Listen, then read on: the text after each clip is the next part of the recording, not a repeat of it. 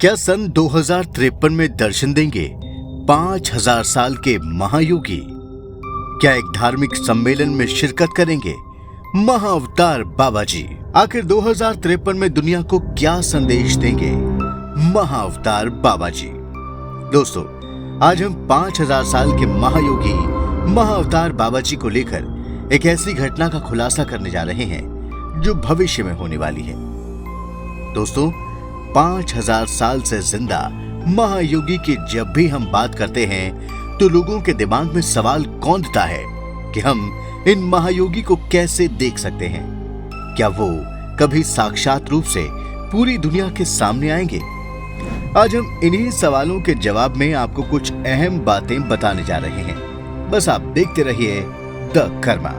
दोस्तों, हजारों साल से जिंदा महायोगी दुनिया की चकाचौंध से दूर दुर्गम हिमालय में मानवता कल्याण में लीन रहते हैं। वो खुद सामने न आकर अपने महान शिष्यों के जरिए भौतिकतावादी दुनिया को आत्मिक श्रेष्ठता की झलक दिखाते रहते हैं। महाअवतार बाबा जी अब तक आम लोगों के सामने साक्षात रूप से कभी प्रकट नहीं हुए हैं। उनके अमर होने, चिर युवा होने, उनकी शक्तियों और उनके क्रिया योग के बारे में उनके शिष्यों से ही जानकारी मिलती है।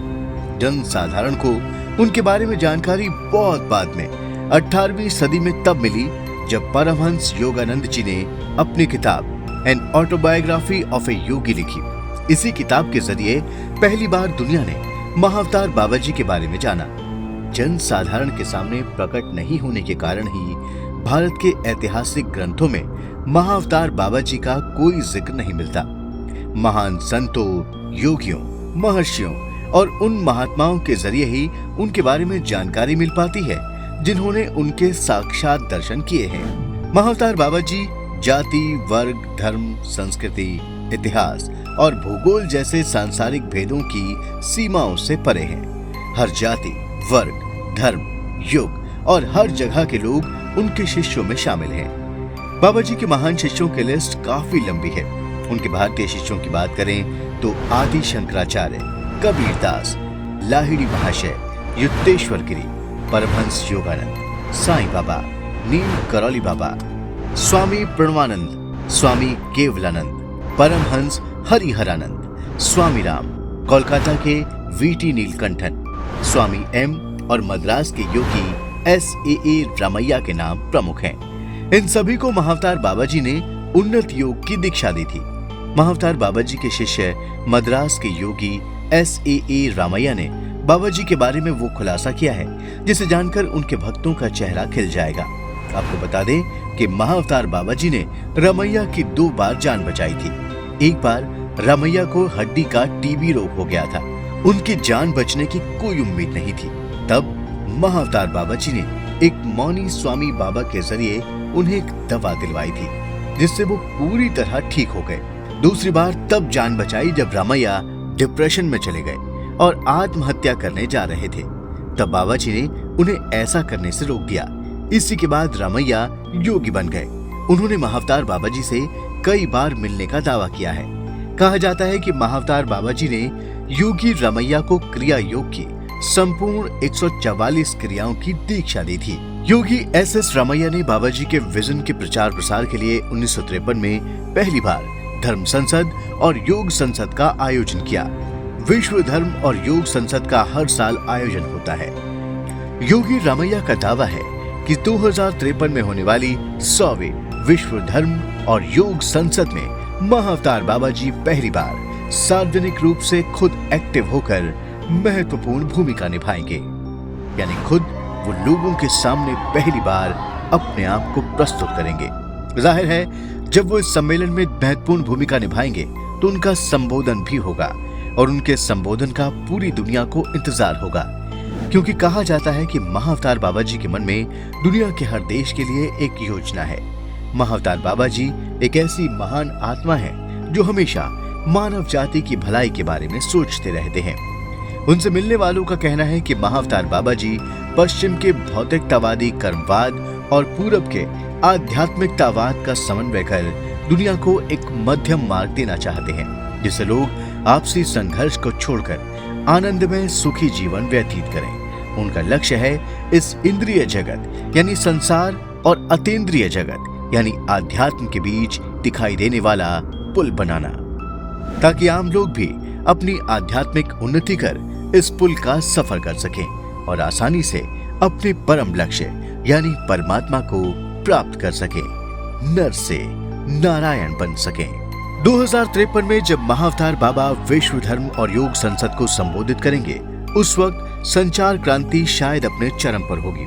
हमारे पास आज जो TV, internet, mobile, laptop, tablet, computer हैं, उस वक्त शायद उनका काफी हाईली अपग्रेडेड वर्जन होगा। उस वक्त की साइंस और टेक्नोलॉजी की मौजूदगी में जब महाअवतार बाबा जी का धर्म और योग संसद में संबोधन होगा, तो शायद इस पृथ्वी यानी प्लेनेट अर्थ पर मौजूद दुनिया का हर शख्स उनको देख और सुन रहा होगा। इस प्लेनेट अर्थ ही नहीं, अगर वो चाहेंगे तो दूसरे प्लेनेट और गैलेक्सी तक भी उनका संदेश पहुंच रहा होगा। अगर 3D टेक्नोलॉजी का अपग्रेडेड वर्जन आया तो लोग खुद अपने सामने साक्षात रूप से महाअवतार बाबा को देख और सुन रहे होंगे। सूक्ष्म रूप से तो वो आज भी एक साथ लाखों जगहों पर मौजूद हो सकते हैं, अपनी बात रख सकते हैं, लेकिन आम आदमी की आध्यात्मिक चेतना इतनी उच्च नहीं है कि वो उनको देख और सुन सके। लेकिन आध्यात्मिक चेतना की उच्चता की उस कमी को साइंस और टेक्नोलॉजी की सहायता से पूरा करने का वक्त शायद अब आने वाला है। महाअवतार बाबा से जुड़ी इस चर्चा में महान संत नीम करौली बाबा का भी एक वाकया बहुत महत्वपूर्ण है। आपको बता दें कि ऐसा कहा जाता है कि 5000 साल के महायोगी बाबा महाअवतार बाबा ने नीम करौली बाबा को तब दर्शन दिए थे जब वो अपनी युवा अवस्था के दौरान आध्यात्मिक साधना में लीन थे। महाअवतार बाबा जी ने भी नीम करौली बाबा को कुछ अहम क्रियाओं की दीक्षा दी थी। 1970 के दशक में नीम करौली बाबा के एक शिष्य ने आर्मी के वायरलेस सेट वॉकी टॉकी को उन्हें दिखाया और बताया कि इससे कुछ किलोमीटर दूर तक बात की जा सकती है। तब नीम करौली बाबा के मुंह से अचानक निकल गया था कि एक दिन हनुमान जी पूरी दुनिया को एक कर देंगे। तब वहां बैठे लोगों को ये बात समझ में नहीं आई थी और उन्हीं लोगों में से कुछ लोग आज भी जीवित हैं और जब वो स्मार्ट मोबाइल फोन को देखते हैं तो उन्हें नीम करौली बाबा का वो कथन याद आ जाता है और उनकी आंखें भर आती हैं। अब बात 5000 साल के महायोगी महाअवतार बाबा के दर्शन और भाषण की। आखिर विश्व धर्म और योग संसद में महाअवतार बाबा अपने भाषण की शुरुआत कैसे करेंगे? उस महान विभूति के बारे में अभी से कुछ परिकल्पना करना आसान नहीं होगा, लेकिन शायद कुछ इन्हीं शब्दों से शुरुआत होगी। मेरे प्यारे भाइयों और बहनों, परमात्मा की प्राप्ति कुछ चुनिंदा सन्यासियों की मोनोपोली नहीं है। गृहस्थ और सांसारिक लोग भी उस परम तत्व का अनुभव कर सकते हैं।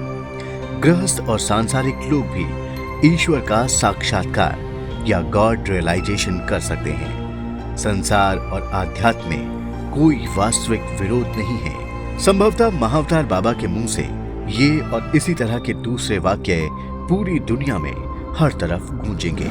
संभवतः ये वो समय होगा जब भारत विश्व गुरु बन चुका होगा। विश्व गुरु में गुरु शब्द पर ध्यान देने की जरूरत है।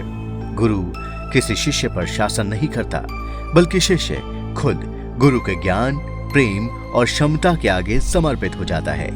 ये वो दौर होगा जब पूरी दुनिया के हर देश और उसके लोग खुद श्रद्धा भाव से भारत के आगे नतमस्तक होंगे। ये दौर शासक और शासित का नहीं, बल्कि गुरु और शिष्य के आपसी प्रेम का होगा।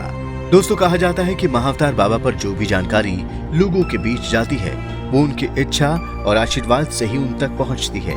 हम सब बहुत भाग्यशाली हैं कि हम उनके परम रहस्यों को जान पा रहे हैं।